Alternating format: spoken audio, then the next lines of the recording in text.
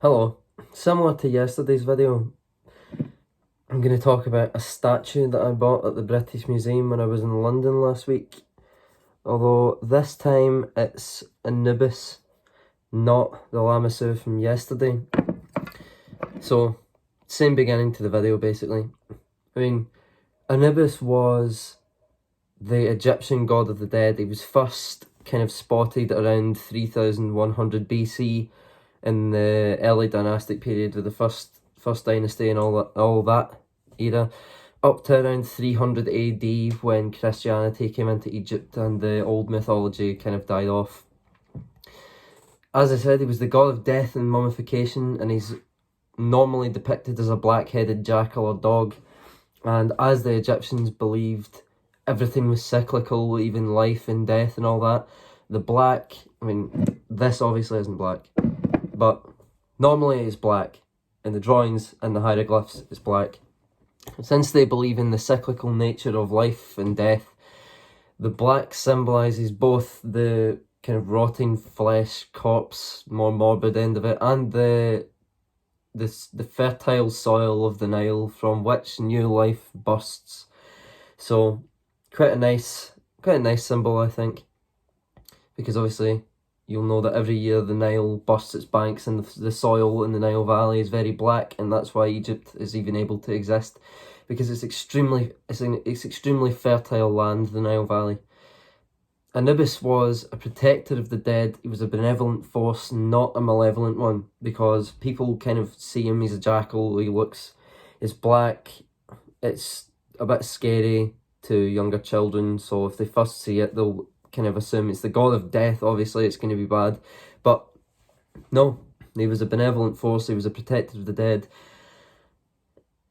He was not like the Grim Reaper style god of death that the West has. Where does he fit into the mythology? Now, that is dependent on what period of Egypt we're talking about. Earlier on, pre-Osiris myth, he was thought to be the son of Ra and Haset. So, obviously post-Osiris myth, once he was assimilated in, because the Osiris myth became the main mythology of Egypt, if you look from about the Middle Kingdom onwards, so about 1800 BC onwards. He becomes the son of Osiris and Nephthys, and Nephthys is Isis's twin sister, who tricked Osiris into thinking that she was his wife Isis, and then they conceived Anubis, who was born after Seth killed Isis, and Isis found him and made him her ally, and there's a big story there, but for the sake of time, I will just tell you what I've already told you. Now, during the Hellenistic period, when Alexander the Great conquered Egypt and it was the Ptolemaic dynasty and all that, they associated Anubis very strongly with Hermes, who was a messenger god, so hence the company name Hermes. And you got the name Hermanubis, you got the town Hermopolis, so basically they made a hybrid god of Anubis and Hermes and called him Hermanubis.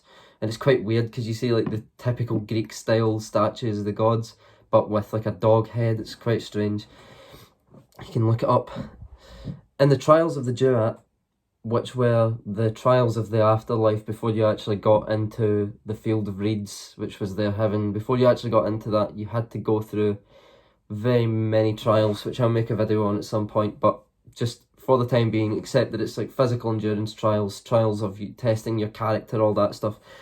At the final point, you come into the big hall with all the gods in, or all the main ones anyway, and they judge your heart, they weigh your heart against a feather, and if it doesn't tip the scales, then you've got a pure heart. Anubis helped with that, along with Osiris and Thoth and so on, the main gods. And he was actually much older than Osiris, than the Osiris myth, sorry. As I said earlier, it was like 3000 BC. It was first spotted on like the tombs of kings. He was mainly depicted as embalming them, mummifying them, just basically helping with the king's body, like the people who mummify the king would be doing, except it's Anubis doing it. And before that, he was known as First of the Westerners, which the Egyptians, that's what they called the dead. They called them the Westerners, and up before the Osiris myth came into being, Anubis was first of the Westerners. I don't know. That's kind of the end of the video, really. I mean, I find Anubis quite interesting. Hence the statue. I find him very interesting, and people don't really know a lot about him. So I thought I would enlighten, because there's a whole mythology pre-Osiris myth that's very interesting to me that I've learned about over the last year and a half or so, year and a half, 2 years, that people don't know about, because I mean the people who don't know anything about like Egyptian mythology at all, the only thing they'll know is the Osiris myth, most of them. But it's interesting to go before that and look what lay back in the depths of time. But that's the end of the video for today. Thanks very much for listening, for watching. I hope you enjoyed. Go and research.